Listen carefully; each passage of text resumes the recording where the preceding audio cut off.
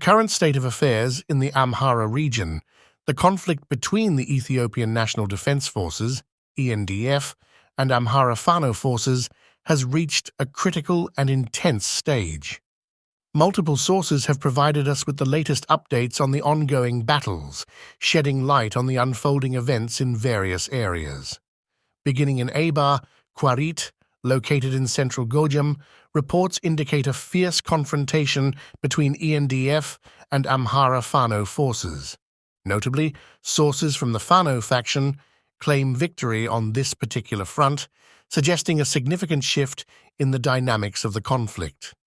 Moving to Yelamgay's Yejube, situated in eastern Gojam, the conflict takes a different turn.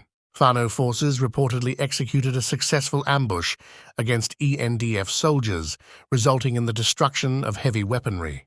Furthermore, disturbing reports suggest that Oromo soldiers aligned with Fano targeted family members suspected of supporting the opposing forces, exacerbating the human toll of the conflict. The situation becomes even more complex in Makonta, Aigba, Gebza, and Chudba, near Takusa County in central Gonda. Intense fighting has been documented over several hours between ENDF and Amhara Fano forces, with the latter claiming substantial losses on the part of the National Defense Forces. In Gebya Amba, Koreta, Metro, near Woldia in northern Wello, intense battles have unfolded for hours between ENDF and Amhara Fano forces. The gravity of the situation is emphasized by reports indicating that ENDF has deployed additional reinforcements to these areas, underscoring the strategic significance of the region. Reportedly, in Jama, situated in southern Wello, Fano forces executed a successful ambush against an ENDF convoy, resulting in heavy losses for the National Defense Forces. Responding to this setback, the ENDF has dispatched reinforcements to the area, indicative of the fluid and volatile nature of the conflict. In Janita, located in western Wello, recent developments indicate a notable shift in the local power structure. The Fano forces, which have been a significant player in the region, have reportedly left the town. However, what sets this departure apart is the claim that they took with them the local Amhara prosperity leadership. Turning our attention to Ataye in northern Shua, a town that has experienced fluctuations in control, the latest reports indicate a return of ENDF soldiers to the area. Concurrently, Fano forces are reported to have left the town, citing tactical reasons. Unfortunately, there is a lack of detailed information regarding the nature of these tactical considerations, leaving observers and residents in a state of uncertainty about the town's immediate future. In Guna and Kamir Dingay, situated in southern Gonda, a tragic incident unfolded as Fano forces executed an ambush on an NDF convoy. The repercussions were severe, resulting in the loss of several soldiers and local Amhara leaders. This underscores the high human cost of the conflict, with both military personnel and civilian leaders becoming casualties in the crossfire. In a shocking and concerning development, the top military general of the entire Ethiopian National Defense Forces, ENDF, has made bold and controversial statements.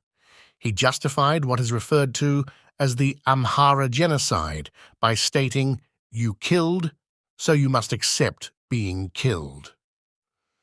Such rhetoric not only reflects a deeply troubling perspective, but also raises questions about the adherence to ethical and humanitarian principles in the conduct of military operations. The recent developments in the Amhara region paint a complex and nuanced picture of the ongoing conflict, with the regional administration making a significant appeal for peace. On Tuesday, the Amhara regional government issued a plea for the surrender of Fano forces within a 7-day period. This move was highlighted as a crucial step towards resolving the prolonged security and peace challenges that have gripped the region for months. According to reports from Amhara state media, The call for peace was motivated by the popular demand for an end to the conflict through peaceful means. The regional government emphasized the significance of this appeal in preventing further bloodshed and destruction, underlining the urgent need for a durable resolution to the crisis. Moreover, the administration conveyed its belief that political demands should be addressed through legal and peaceful political mechanisms. This underscores a commitment to resolving the root causes of the conflict through diplomatic channels and adherence to the rule of law. In a recent interview with state media, Defense Chief of Staff Berhanu Jula claimed that the armed group, presumably referring to Fano, has been significantly weakened, dislodged from cities, and replaced with a robust administration. However, these assertions seem to contrast with reports from local forces on the ground. Prominent figures like Gedu Andargachew, the former president of the region, have suggested that the ruling party may not have a sustainable future in the Amhara region. This sentiment reflects the challenging political landscape and the evolving dynamics that are shaping the region's future. Contrary to the defense chief's claims, reports from local sources indicate that Fano forces are still actively engaged in strategic military operations. These operations reportedly include targeted attacks on prison facilities, leading to the release of hundreds of prisoners in various towns across the region. Ambushes against government troops and politicians have become commonplace, highlighting the ongoing security challenges faced by the region. Political commentators argue that the regional government's call for Fano to surrender within 7 days may not accurately represent the complex reality on the ground.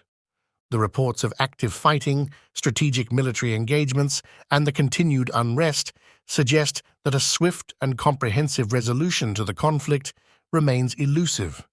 In summary, the situation in the Amhara region is marked by a juxtaposition of calls for peace from the regional administration and reports of ongoing conflict from local sources.